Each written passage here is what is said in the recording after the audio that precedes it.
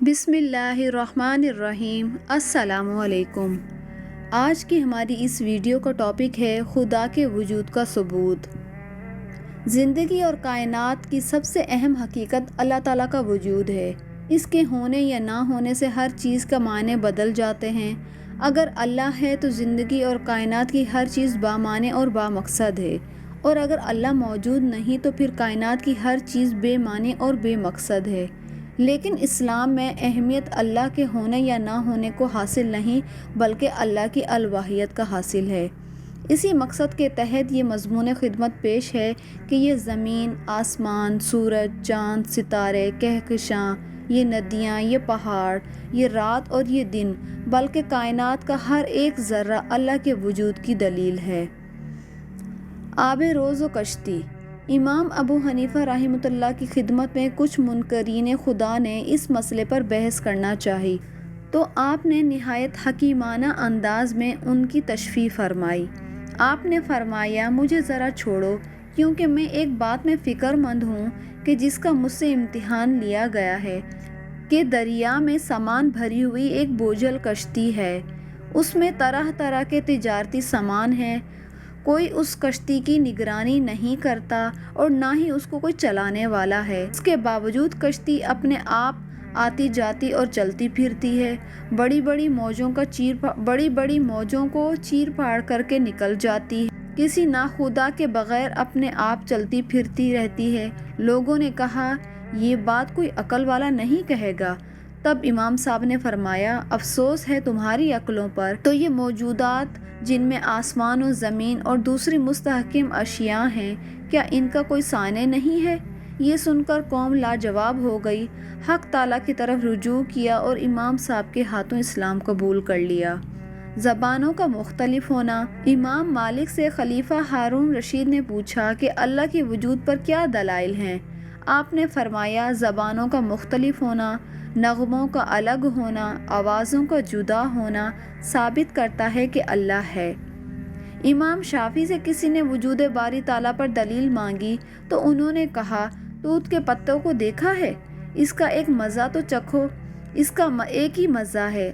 اس کو کیڑا کھاتا ہے تو اس سے ریشم نکلتا ہے، شہد کی مکھی کھاتی ہے تو شہد بنتا ہے، بکری گائے چوپائے کھاتے ہیں تو مینگنی اور گوبر نکلتا ہے، اس کو ہرن کھاتی ہیں تو مشک بنتا ہے۔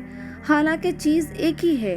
یہ سب کس کی کاریگری ہے؟ اللہ تعالیٰ کی۔ امام احمد بن حنبل سے ایک مرتبہ وجود باری تعالیٰ پر دلیل طلب کی گئی تو آپ نے فرمایا، سنو، یہاں ایک مضبوط قلعہ ہے جس میں نہ کوئی دروازہ ہے، نہ کوئی راستہ، بلکہ نہ کوئی سوراخ ہے، نہ کوئی ہوا آنے اور جانے کا کوئی راستہ۔ یہ قلعہ باہر سے چاندی کی طرح چمک رہا ہے اور اندر سے سونے کی طرح دمک رہا ہے۔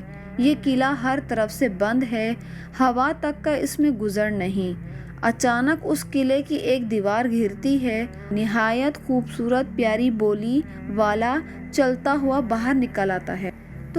تو بتاؤ کہ اس بند اور محفوظ مکان میں اسے پیدا کرنے والا کوئی ہے یا نہیں؟ اور وہ ہستی انسانی ہستیوں سے بالا تر ہے، اور اس کی قدرت غیر محدود ہے یا نہیں؟ اس مثال کا مطلب یہ تھا کہ انڈے کو دیکھیں، چاروں طرف سے بند ہوتا ہے، مگر اس کے باوجود اللہ تعالیٰ اس میں چوزہ پیدا کرتا ہے۔ اللہ کے وجود کی ایک اور دلیل یہ ہے کہ یہ سمندر، جس کی تلخ و شور پانی کے بیچ میٹھے پانی کا چشمہ پایا جاتا ہے، تلخ پانی کے درمیان میں بھی ایک مٹھاس پر قائم رہتا ہے، یہ خالق کائنات کا تخلیقی شاہکار نہیں تو اور کیا ہے؟ قرآن مجید میں ہے کہ یہ وہی ہے جس نے دو سمندروں کو ملا رکھا ہے، ایک لذیذ شیریں اور دوسرا تلخ و شور، اور دونوں کے درمیان میں ایک پردہ حائل ہے، ایک رکاوٹ ہے جو انہیں گڈمڈ ہونے سے روکے ہوئے ہے۔ کیا یہ تعجب کی بات نہیں کہ ایک ہی سمندر میں لذیذ اور شور پانی بھی ہے اور دونوں آپس میں مل ہی نہیں سکتے؟ اور کبھی سوچا ہے کہ کس ذات نے تلخ پانی کے بیچ میٹھے پانی کا چشمہ جاری کیا اور دونوں کے بیچ ایسی رکاوٹ ڈال دی ہے کہ دونوں مل نہ پائیں؟ بارش کے اس پانی کو اگر غور کریں جو مختلف جگہوں پر نہایت توازن کے ساتھ برستا ہے، کون ہے جو سمندر کی اس تلخ و شور پانی میں انتہائی احتیاط کے ساتھ پانی کشیدہ کرتا ہے، بادلوں کی پیٹھ پر سوار کر کے بالائی علاقوں تک پہنچا دیتا ہے؟